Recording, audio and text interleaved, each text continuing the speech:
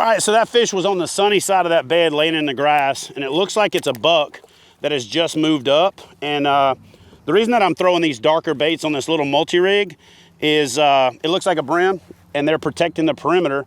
And the big females haven't moved up yet. That's about a 1.5 pound, 2 pound little buck. And I really like throwing these dark baits in this stained water. And I like throwing these dark baits early because these bucks are up here establishing a perimeter. And what they're doing is they're running off brim, which are natural predators of the bass when they're both nesting and after the fryer hatch. So they'll do everything that they can to kill off, even if they're not hungry. And so that's why I like to throw these little darker baits. I like this little triple rig right here from Red Alert Lures because it allows me to reel it really slow in these cold front, post-frontal conditions. Keep it in their face, and as you can see, even when it's cold in Florida, these Florida strain bass will still eat if you throw the right thing at them. Guys, a lot of times when you pull these bucks off the bed and you throw back in there, that buck will go hang out in the grass for a minute. That means the female's got to take over guard duty. So that's a little bit bigger fish. And I think this is one of the juvenile females that moves up early, getting a little bit of a paunch on her. And again, dark bait, moving slow, stays in the strike zone longer. When it stays in the strike zone longer, it gives them longer to convince themselves that they want to eat it. These 20-degree overnight water temperatures slows their metabolism way down, so they're not going to chase this thing down for a mile. That's how you come out here and catch them when conditions are tough and you got to make adjustments.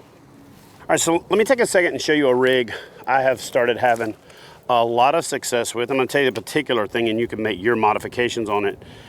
This is basically just a little screw lock hook, and I'm using these Yamamoto Seiko swim baits because they have a paddle tail on them. Gives it some lift and allows me to reel it really slow and keep it up in the top of the water column. This is great for bedding fish. It's great for bucks that are protecting fry. It's also great for just targeting those big females that are laying off, waiting to move in on the bed, that are still pre-spawn, that are still feeding up.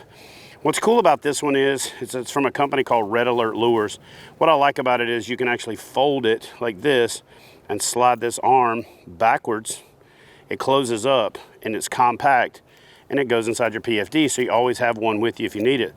Pop that out, lock it up like that, set the spread that you want. But I like the fact that it's got this little spinner because when it's coming through the water, it actually looks like these three panfish are chasing a little minnow or some other small fish. So it's that distracted bait theory.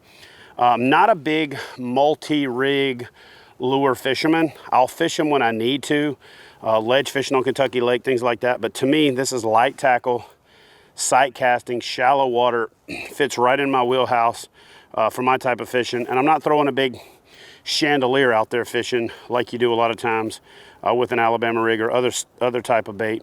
One thing I really like to do with this is put a couple of Zoom horny toads on it, and then on the bottom put a bigger swim bait, and those Zoom horny toads are going across the top, and it looks like this bait on the bottom is chasing it.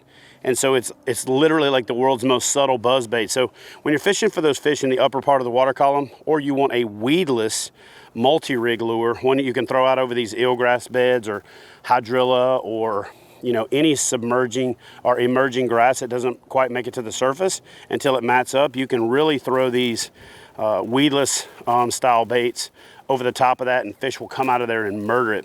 Millful is a great example.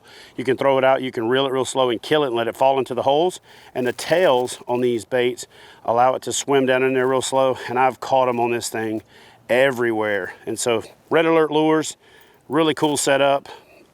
Umbrella makes them. There's all kinds of different multi-rigs, but I like this one because it's compact, it's small.